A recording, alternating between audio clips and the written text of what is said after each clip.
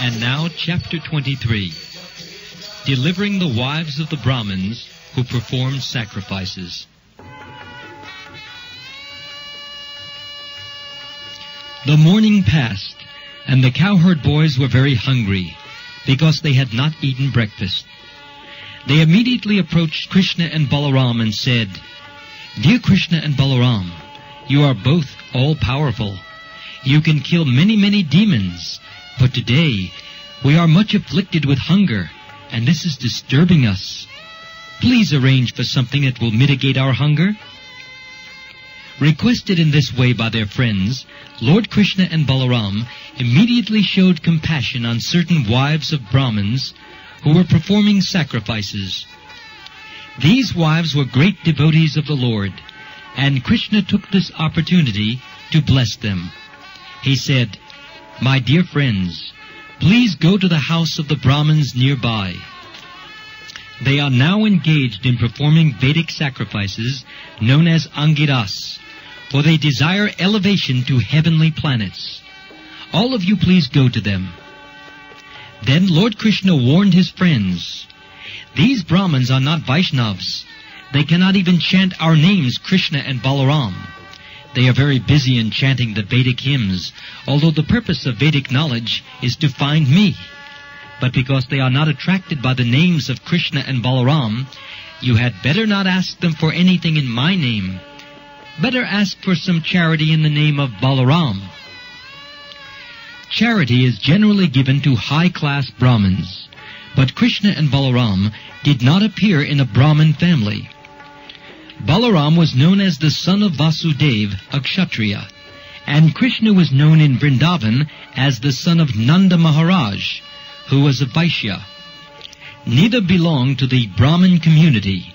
Therefore, Krishna considered that the Brahmins engaged in performing sacrifices might not be induced to give charity to a Kshatriya and a Vaishya. So he said, "But at least if you utter the name of Balaram, they may prefer to give in charity to a Kshatriya rather than to me, because I am only a Vaishya."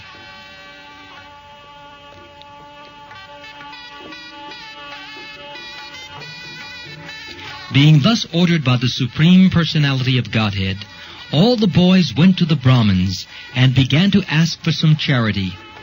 They approached them with folded hands and fell down on the ground to offer respect. "O earthly gods, kindly hear us, who are ordered by Lord Krishna and Balaram. We hope you know them both very well, and we wish you all good fortune. Krishna and Balaram are tending cows nearby, and we have accompanied them. We have come to ask for some food from you. You are all Brahmins and knowers of religious principles, and if you think that you should give us charity, then give us some food, and we shall all eat along with Krishna and Balaram. You are the most respectable Brahmins within the human society, and you are expected to know all the principles of religious procedure."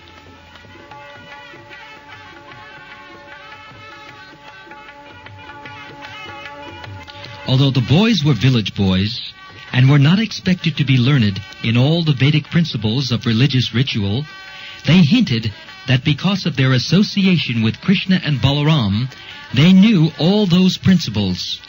By addressing the Brahmins as knowers of all religious principles, the boys expressed the point of view that when the Supreme Personality of Godhead, Krishna and Balaram, were asking for food, the Brahmins should immediately deliver some without hesitation, because, as stated in the Bhagavad Gita, one should perform yajna, sacrifices, only for the satisfaction of Vishnu. The boys continued, "Lord Vishnu, as Krishna and Balaram, is standing waiting, and you should immediately deliver whatever food you have in your stock." They also explained to the Brahmins how foodstuffs are to be accepted. Generally, the Vaishnavas, or pure devotees of the Lord, do not take part in ordinary sacrificial performances, but they know very well the ceremonials called Diksha, Pashu Samstha, and Sautramani. One is permitted to take food after the procedure of Diksha and before the animal sacrificial ceremony, and the Sautramani, or ceremony in which liquors are also offered. The boys said, "We can take your food at the present stage of your ceremony, for now it will not be prohibited, so you can deliver us the foodstuff."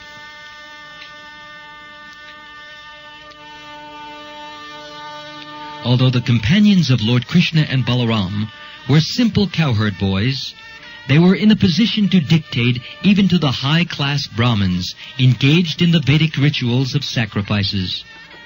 But the smarta Brahmins, who were simply sacrificial-minded, could not understand the dictation of the transcendental devotees of the Lord. They could not even appreciate the begging of the Supreme Lord, Krishna and Balaram. Although they heard all the arguments on behalf of Krishna and Balaram, they did not care for them, and they refused to speak to the boys.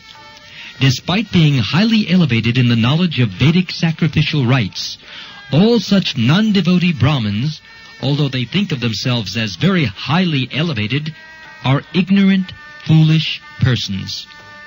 All their activities are useless, because they do not know the purpose of the Vedas as it is explained in the Bhagavad Gita, to understand Krishna.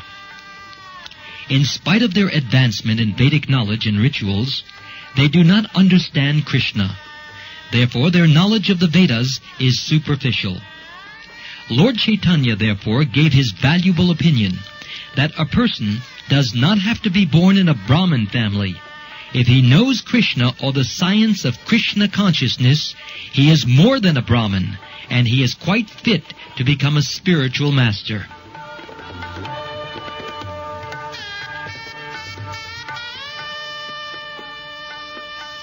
There are various details to be observed in the performance of sacrifices.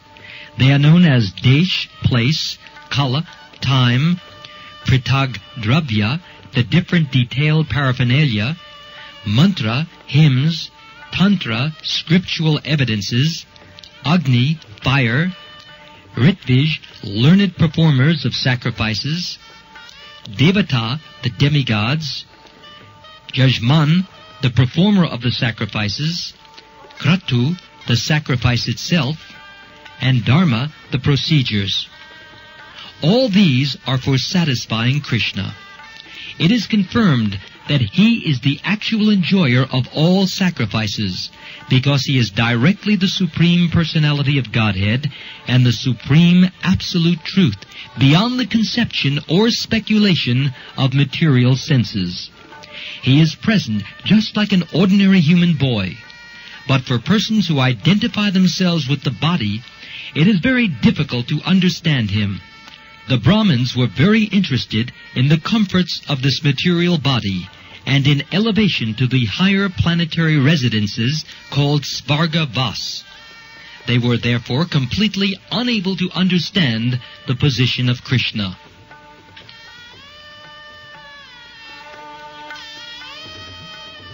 When the boys saw that the Brahmins would not speak to them, they became very disappointed. They then returned to Lord Krishna and Balaram and explained everything that had happened. After hearing their statements, the Supreme Personality began to smile. He told them that they should not be sorry for being refused by the Brahmins, because that is the way of begging.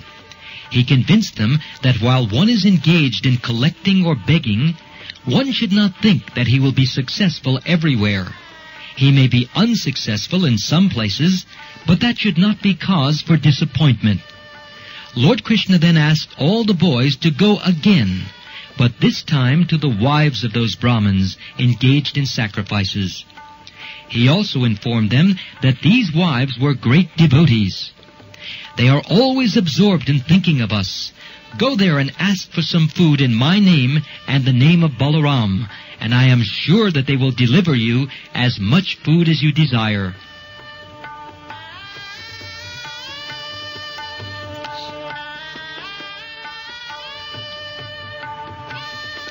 Carrying out Krishna's order, the boys immediately went to the wives of the Brahmins.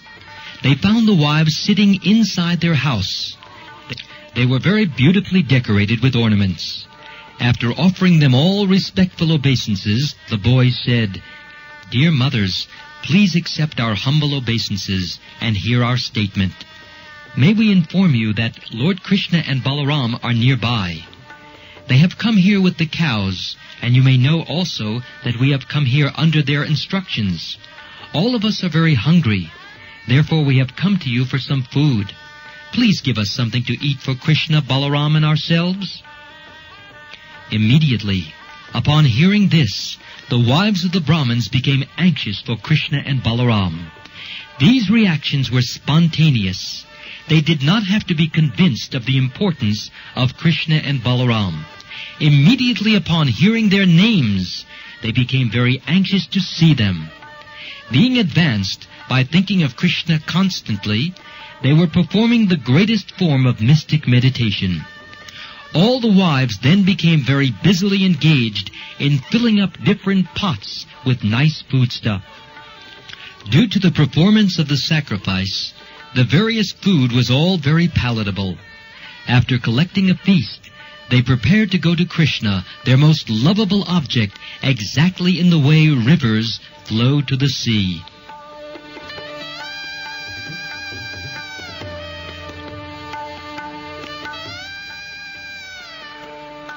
For a long time, the wives had been anxious to see Krishna.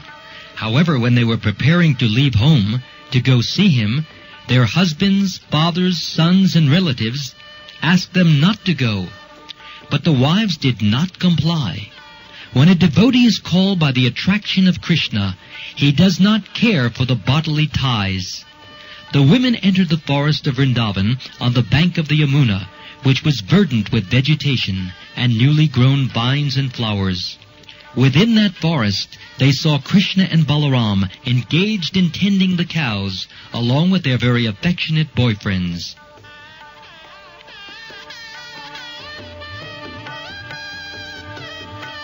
The Brahmins' wives saw Krishna putting on a garment glittering like gold.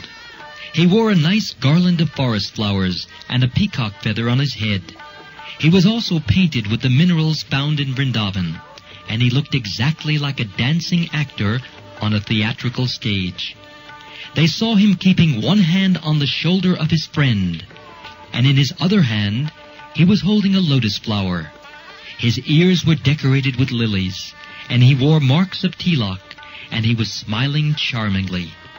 With their very eyes, the wives of the Brahmins saw the Supreme Personality of Godhead, of whom they had heard so much, who was so dear to them, and in whom their minds were always absorbed.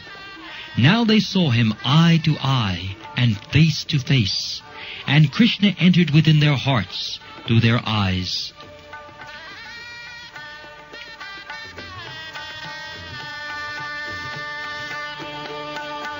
They began to embrace Krishna to their heart's content, and the distress of separation was mitigated immediately. They were just like great sages who, by their advancement of knowledge, merge into the existence of the Supreme. As the Supersoul living in everyone's heart, Lord Krishna could understand their minds. They had come to him despite all the protests of their relatives, fathers, husbands, brothers, and all the duties of household affairs. They came just to see him, who was their life and soul. They were actually following Krishna's instruction in the Bhagavad Gita. One should surrender to him, giving up all varieties of occupational and religious duties. The wives of the Brahmins actually carried out the instruction of the Bhagavad Gita in total. He therefore began to speak to them, smiling very magnificently. It should be noted in this connection that when Krishna entered into the wives' hearts, and when they embraced him and felt the transcendental bliss of being merged with him, the Supreme Lord Krishna did not lose his identity, nor did the individual wives lose theirs. The individuality of both the Lord and the wives remained, yet they felt oneness in existence. When a lover submits to his lover without any pinch of personal consideration, that is called oneness. Lord Chaitanya has taught us this feeling of oneness in his Shikshastika. Krishna may act freely, doing whatever he likes, but the devotee should always be in oneness or in agreement with his desires. That oneness was exhibited by the wives of the Brahmins in their love for Krishna.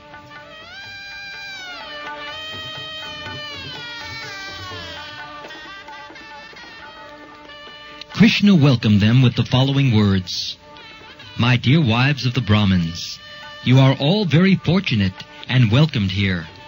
Please let me know what I can do for you.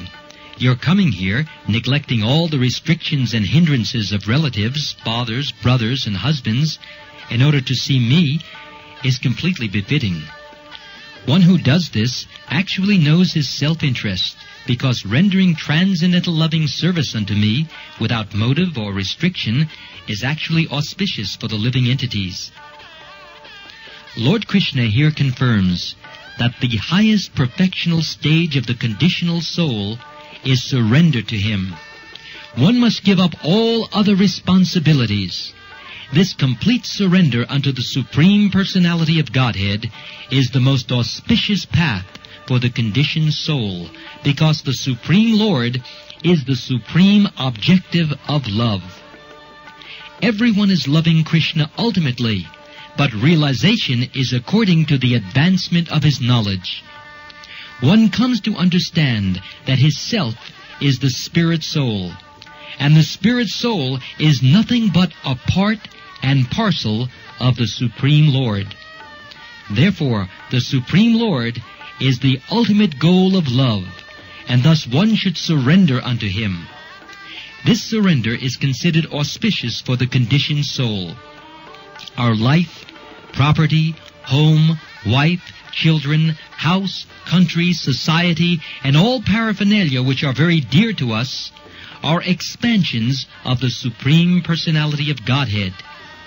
He is the central object of love because he gives us all bliss, expanding himself in so many ways according to our different situations, namely bodily, mental, or spiritual.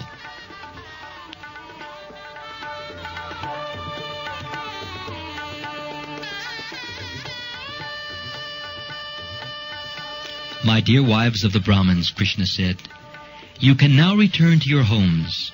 Engage yourself in sacrificial activities and be engaged in the service of your husbands and household affairs, so that your husbands will be pleased with you, and the sacrifice which they have begun will be properly executed.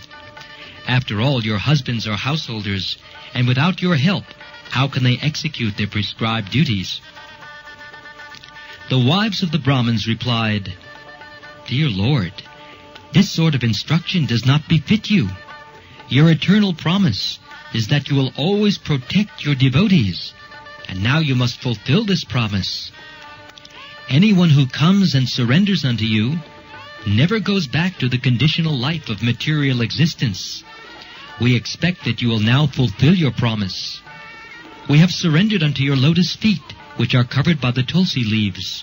So we have no more desire to return to the company of our so-called relatives, friends, and society, and give up the shelter of your lotus feet. And what shall we do returning home? Our husbands, brothers, fathers, sons, mothers, and friends, they will not accept us at home, because we have already left them all. Therefore we have no shelter to return to.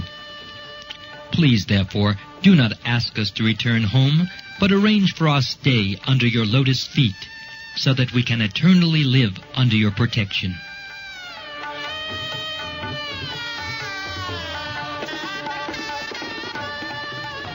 The Supreme Personality of Godhead replied, My dear wives, rest assured that your husbands will not neglect you on your return, nor will your brothers, sons, or fathers refuse to accept you, because you are my pure devotees, not only your relatives, but also people in general, as well as the demigods, will be satisfied with you. Krishna is situated as the Supersoul in everyone's heart. So if someone becomes a pure devotee of Lord Krishna, he immediately becomes pleasing to everyone. The pure devotee of Lord Krishna is never inimical to anyone. A sane person cannot be an enemy of a pure devotee. Transcendental love for me does not depend upon bodily connection, Krishna said further, but anyone whose mind is always absorbed in me will surely very soon come to me for my eternal association.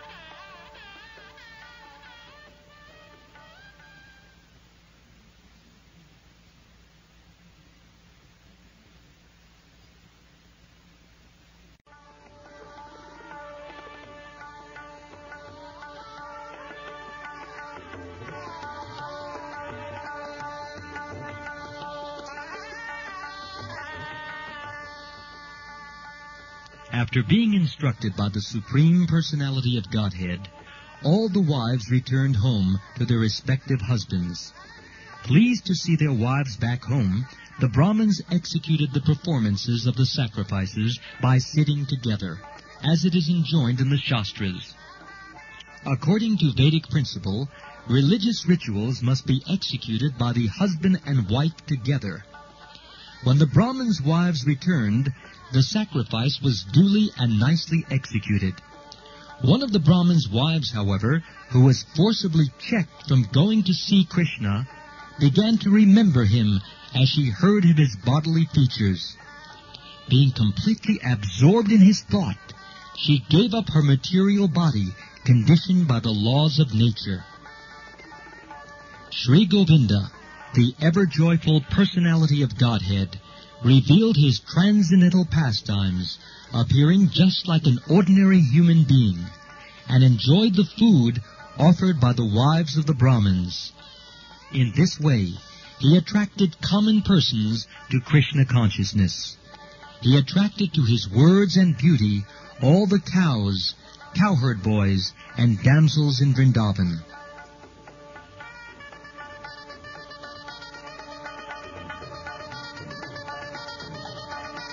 After the return of their wives from Krishna, the Brahmins, engaged in the performance of sacrifices, began to regret their sinful activities in refusing food to the Supreme Personality of Godhead. They could finally understand their mistake. Engaged in the performance of Vedic rituals, they had neglected the Supreme Personality of Godhead, who had appeared just like an ordinary human being, and asked for some food. They began to condemn themselves after seeing the faith and devotion of their wives. They regretted very much that although their wives were elevated to the platform of pure devotional service, they themselves could not understand even a little bit of how to love and offer transcendental loving service to the Supreme Soul. They began to talk among themselves. To hell with our being born Brahmins. To hell with our learning all Vedic literatures. To hell with our performing great sacrifices and observing all the rules and regulations. To hell with our family. To hell with our expert service in performing the rituals exactly to the description of the scriptures. To hell with it all, for we have not developed transcendental loving service to the Supreme Personality of Godhead, who is beyond the speculation of the mind, body, and senses.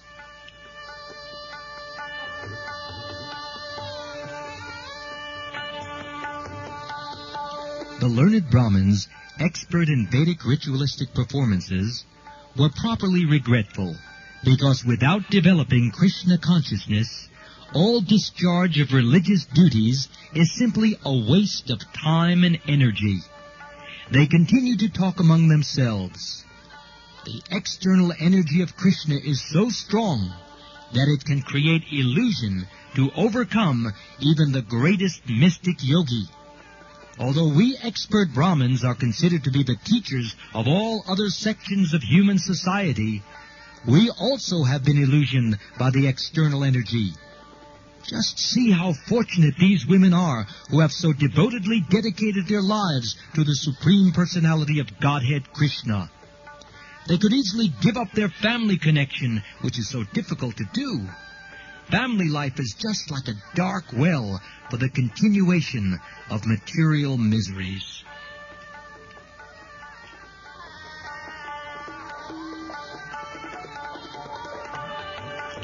Women in general, being very simple in heart, can very easily take to Krishna consciousness, and when they develop love of Krishna, they can easily get liberation from the clutches of Maya, which is very difficult for even so-called intelligent and learned men to surpass. According to Vedic injunction, women are not allowed to undergo the purificational process of initiation by the sacred thread, nor are they allowed to live as brahmacharini in the ashram of the spiritual master, nor are they advised to undergo the strict disciplinary procedure, nor are they very much expert in discussing the philosophy of self-realization.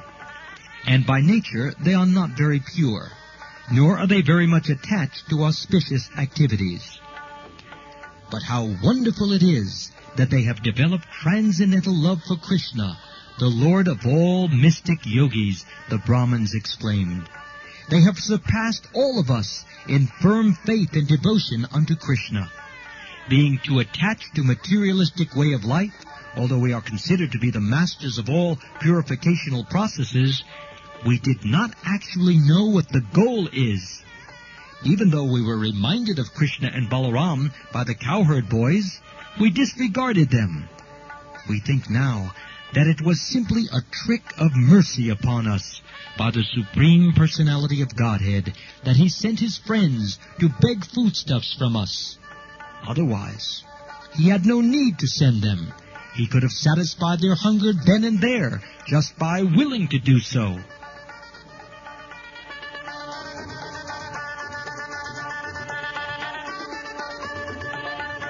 If someone denies Krishna's self-sufficiency on hearing that he was tending the cows for livelihood, or if someone doubts his not being in need of the foodstuff, thinking that he was actually hungry, then one should understand that the goddess of fortune is always engaged in his service.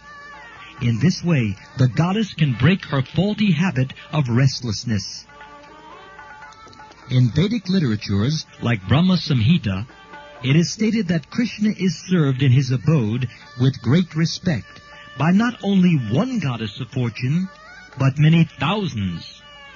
Therefore, it is simply illusion for one to think that Krishna begged food from the Brahmins. It was actually a trick to show them the mercy of accepting him in pure devotional service.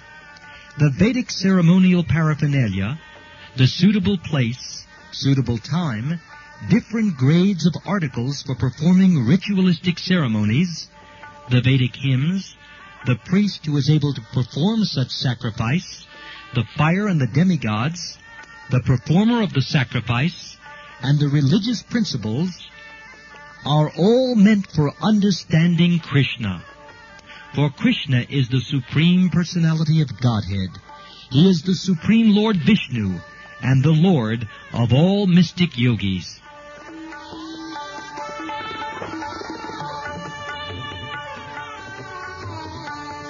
The Brahmin said, "Because he has appeared as a child in the dynasty of the Yadus, we were so foolish that we could not understand that he is the Supreme Personality of Godhead.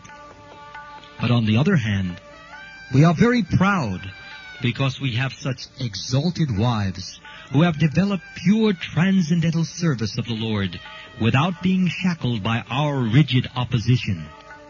Let us therefore offer our respectful obeisances unto the lotus feet of Lord Krishna, under whose illusory energy, called Maya, we are absorbed in fruitive activities. We therefore pray to the Lord to be kind enough to excuse us, because we are simply captivated by his external energy. We transgressed his order without knowing his transcendental glories.